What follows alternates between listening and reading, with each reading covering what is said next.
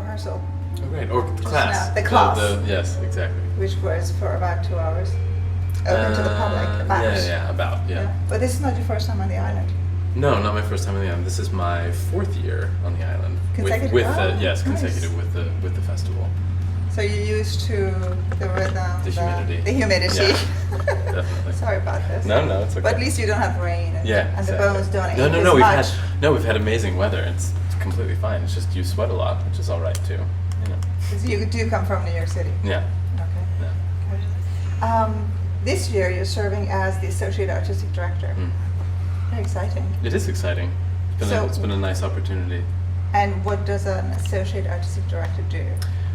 Well, this year, because Benjamin just recently took over the directorship of the Paris Opera Ballet, and he'll be starting in, I think, September of 2014. So it's a lot of planning. It's one of the biggest arts institutions in France, and one of the biggest ballet companies in the world. And so he, in conjunction with Molly, the executive director of the Athenaeum, kind of rang me up and said, would I be interested in having a go, kind of putting together the festival, doing a children's program, doing some master classes, doing some lecture demonstrations, and I said sure.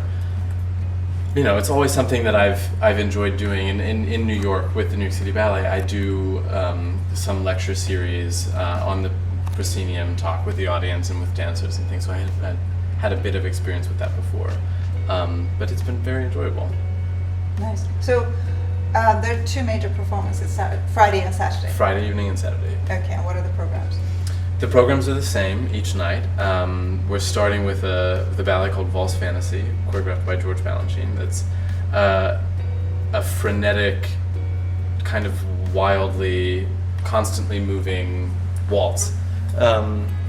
It's a beautiful piece. The music is fabulous, and it's not something that's seen very much. It hasn't gone in the repertory for New York City Ballet in many years, but it's a beautiful little jewel of a piece, and it has 4 quarter ballet ladies and a lead couple that kind of whirl in and out of one another the entire time. So it's one of my favorites. The second piece on the program is a pas by Christopher Wheeldon called Mercurial Maneuvers. That's an excerpt from a larger ballet. The music is the Andante movement from Shostakovich's first piano concerto, which is a stunning piece of music. Whereas the first piece is very outward and very demonstrative, the second piece is much more inward looking and much quieter and more intimate, a very intimate shared experience between 2 people. It's very enjoyable. The third piece I'm not going to talk about a lot because it's a world premiere. No one has ever seen it. So it's a very special thing, especially with the caliber of dancers and the caliber of choreographer that is doing this. So I'll let people come and see that for themselves. Come see that for yourself. It's worth it. It's worth the ticket price. As is everything else. I don't know if I can say. I did read that it's choreographed by Justin Peck. Yes. Okay. Wow. Justin Peck, who's kind of a new, a hot up-and-comer kind of young guy who just burst onto the scene. He's done several ballets for our company, the New York City Ballet, and it's fabulous. I mean, he seems to be very much in demand elsewhere, so I'm happy that he was able to have time to do that this year. I'm delighted that he has time to chat with us a bit later. Yeah, that's exactly. pretty cool. It's very cool. And you have David Hallberg as well. David Hallberg is here, along with the rest of the cast from American Ballet Theater of 7 Sonatas, which is the middle ballet. It's kind of the anchor of the program, which is an amazing piece that Alexei Ratmansky did in, I think, 2009, to a set of Scarlatti's sonatas. And unlike when they perform it in a large theater, I think it works extraordinarily well in a smaller house. So I think there are 500 or 600 seats here, and the stage is a little smaller, and it makes it a little more intimate and immediate. And I think that when you see a piece like this closer than you would if you were at the Metropolitan Opera House or Avery Fisher Hall, I think it can have a much deeper effect. So I'm extraordinarily excited that they're doing this year. And we have a fabulous cast of dancers from the American Ballet Theater. As well as Miami. Dancing, yes, but just the 7 Sonatas are only the ABT dancers. Okay. Patricia Delgado from Miami City Ballet is in the new Justin Peck work, and she's also doing Valse Fantasy with my brother Jared Right. in the first half. Yeah, your brother, Yeah. he's 5 years older than you Yes, are. 5 years older He's than I am. also with the New York City or ABT? New York City. Yeah. New York City He's also Ballet. a principal dancer with New York City Ballet. So did he have anything to do with inspiring, influencing you, or it's just, it runs in the genes, it's just a family? Kind of just a family thing. I mean, Yeah. I started dancing because young, yeah. quite young, but he was already in a dance class, and this was a summer, and I was maybe 7 years old, and I was actually just saying this on the radio this morning, that I complained to my father that I didn't have anything to do, and my father doesn't believe in being bored, Right. and so, you know, I had done all the weeding, I had read all of my books, and I had all these things, and so he dropped me off at the ballet studio where my brother was taking class, and I didn't take class with him, but I took class with a group of girls who were younger than I was and much better than I was. They knew how their bodies worked, and they were very fleet of movement. They all knew exactly what all the positions were, and I had no idea. 5-year-olds. Yeah, 5-year-olds knew, Oh my and gosh. I was 7, and my body was so foreign, and it got under my skin a bit that it was this difficult thing. So I stuck with it, you know, and here we are. And you've been with New York City Ballet since 2001? 2004. 4. No, 2003. 3. 2003. And then you were promoted as a soloist That I don't remember. in Well, 2000. I signed my core contract Okay. in 2004, Right, and in maybe 2007, right. I became a soloist, and then in 2009, I became a principal. And you were very young when you became principal. Is that the norm?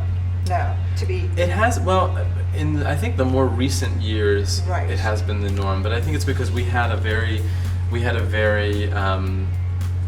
solidified group of male principal dancers that all left at the same time. So there were spots that needed Amazing. to be filled. So whether or not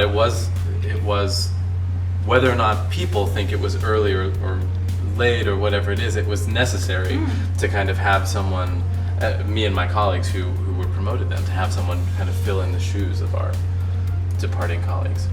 But you also have worked with some other, as a guest performer or choreographer? You don't No, choreography? not choreography. Performer. Yeah, just okay, performer. with other companies or other Other dance dancers, festivals. like and Christopher other, Wheeldon, Yes. whom you mentioned. Yes. He You had worked at- with him at some point. Yes, earlier on Okay. in the career, and I actually still work with him. He choreographs occasionally for City Ballet, but he started a company several years back called the Morphosis Right. Company, and Right. I, you know, in the summers I danced with him full time when I wasn't at City Ballet. So yeah, I like staying busy, you know. Also, the body's a funny thing. When you stop moving, things start to hurt, so you need to always keep going. Yeah. Do you have a aesthetically, personally, physically, do you have a particular choreographer with whom you really connect? Just good Okay. work. Yeah. You know, can that be that can be Yeah, the defining process? yeah, absolutely. No, I like a Like really classical, really wide modern, range. contemporary, just No, I like a really wide range of things. I just think good work is good work in whatever medium. I think when something really, when a movement, when a dance piece sings, I think you just kind of know.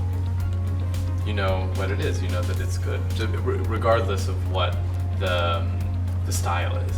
You know.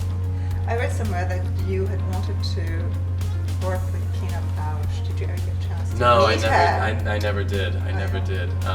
I've worked with people who were close with her, but never with her. I mean, it was. Didn't get a chance to meet her. Yeah, no, I never got a chance to meet her, but I was a great admirer for work, and Yeah. every time she was in New York, I went to go see the company when they were at the Brooklyn Right. Academy of Music.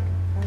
Yeah. One last question. The Paris Opera, Ballet Opera, they're celebrating their 300th anniversary. Yeah. So do you think Benjamin Milpied's going to have you guys go over and perform? I'm not sure. So- You know, well, we have had. So Mr. Milpied, just a little exactly. note. I would love to. Yeah. Yeah.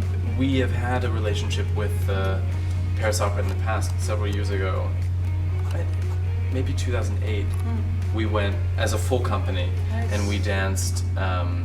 We danced at the Opera Bastille, but then we also had a joint gala where the New York City Ballet dancers and Paris opera dancers were dancing together at the Palais Garnier, which was a wonderful experience. Yeah. So hopefully, I mean, we'll keep our fingers crossed. Very nice. Anything you'd like to add? No, I think we kind of covered it. Listen, fantastic to Thanks meet you. very much. It was wonderful to meet you too. Look forward to your performances on Friday, Saturday. I mean, you're coming. I'm with you. I can't help but wondering just when will I see you again? When I'm with you, I can't help but wondering when will I see you again?